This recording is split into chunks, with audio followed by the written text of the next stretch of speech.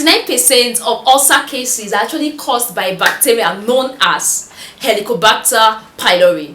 Good day everyone, and welcome back to Nurses Lecture Room YouTube channel.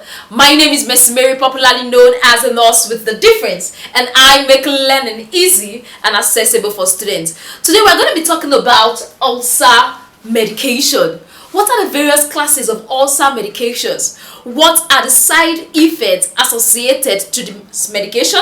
And also, what is the mechanism of action of this medication? By the end of this class, you'll be able to answer all these questions correctly. But before we go into details, if you are new on our YouTube channel, kindly click on the subscribe button, turn on the notification button so you don't miss out. Let's go there.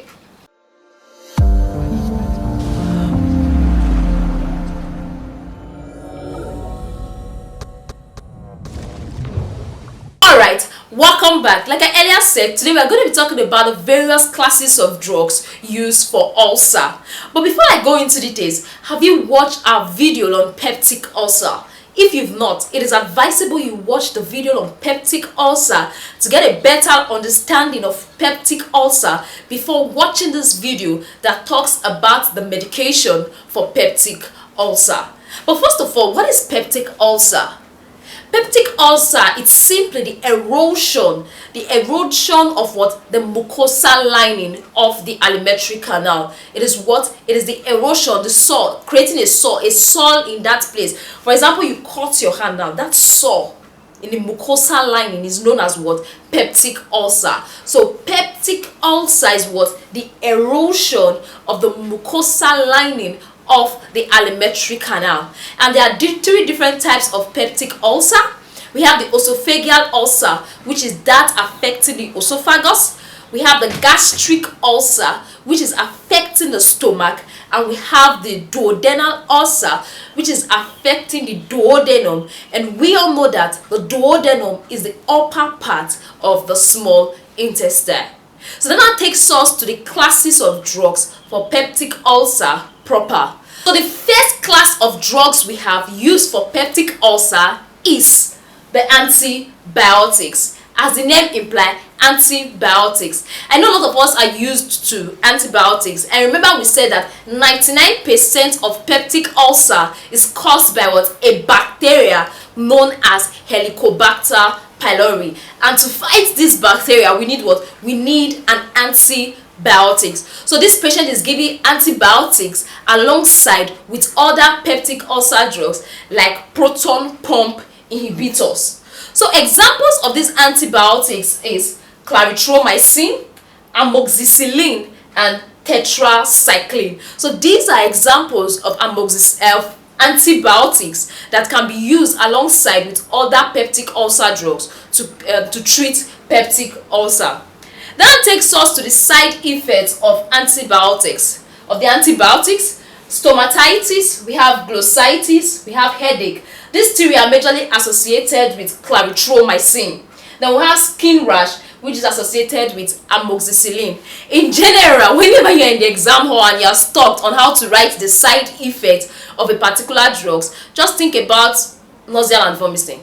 Whenever you forget the major side effects, because nausea and vomiting is like a general signs and symptoms you see in most medications. Do we get? So that is that for antibiotics used to treat what? Peptic ulcer.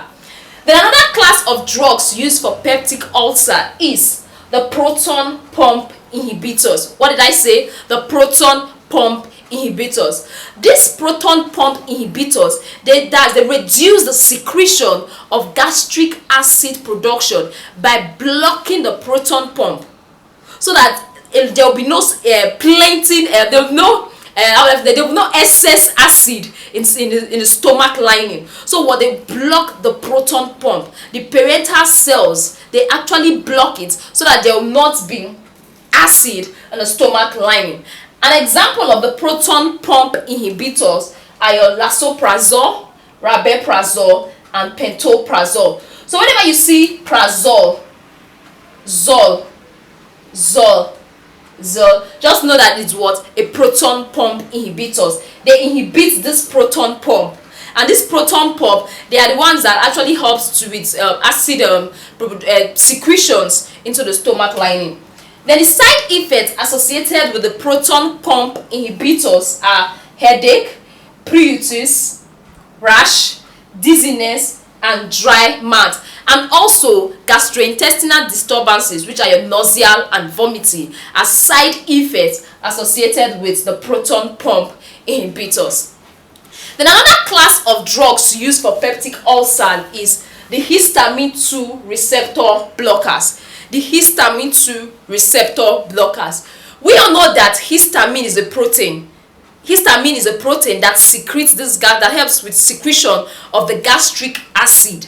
So when the pump is inhibited, this histamine 2 receptor blockers, they block that histamine, and when it is blocked, histamine is unable to carry out that function of what? Of secreting gastric acid. So examples of histamine 2 receptor blockers are cimetidine and ranitidine. And the side effects associated with histamine 2 receptor blockers are diarrhea, dizziness, tiredness, headache, rashes, and also nausea and vomiting. So that is that for histamine 2 receptor blockers. Another class of drugs used for peptic ulcer is antacids. As the name implies, antacid is like it's fighting the acid. Remember in our chemistry back then in school, they talked about neutralization reaction, where acid and base, they meet, they neutralize and form water. So that's just simply what is happening when we talk about antacid. Antacid, they go into the stomach, they neutralize that acid that it is in the stomach, thereby reducing the effects of that acid in the stomach. So example of antacid are aluminium hydroxide, sodium bicarbonate, magnesium tricyclic.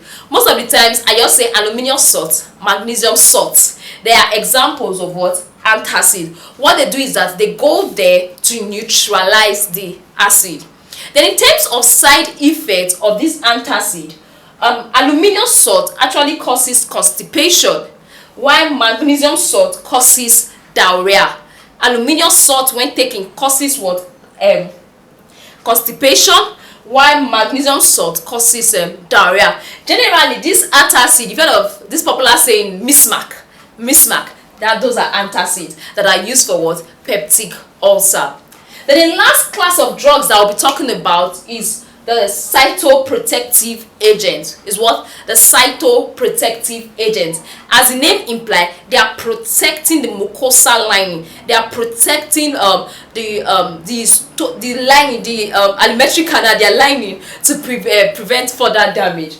So example of this cytoprotective agent, we have misoprostol. Misoprostol these days are being abused. We have misoprostol. Examples of side effects associated with misoprostol, we have diarrhea, there is increased uterine contractility. So if somebody is pregnant, it is not advisable they take what? Misoprostol. Then the other is rash, headache, and dizziness. Remember, misoprostol what? Increased uterine contractility. So a pregnant woman is not advised to take what? Misoprostol. Then the other is sucralfate. Side effect associated with it is constipation, dizziness, and headache. So those are the various classes of drugs that are used for what? That are used for ulcer management / treatment. So the next thing we're going to be talking about is health education. What you need to tell your patients when they come in a hospital, advice on discharge that you have to tell your patient that has ulcer. The first thing is that they should reduce spicy food. They should reduce what? Spicy food. Too much salt, too much pepper.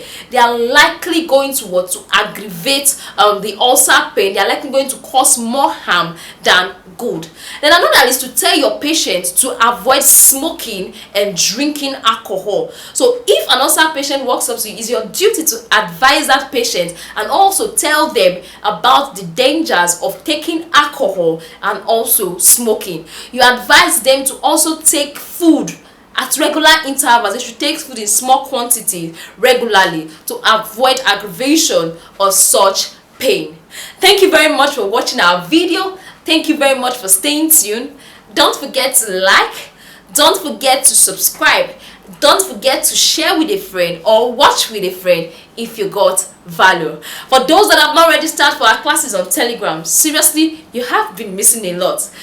To register with us, kindly send a message to the WhatsApp number showing on your screen. Thank you very much and have a wonderful day ahead. See you in our next video. Bye.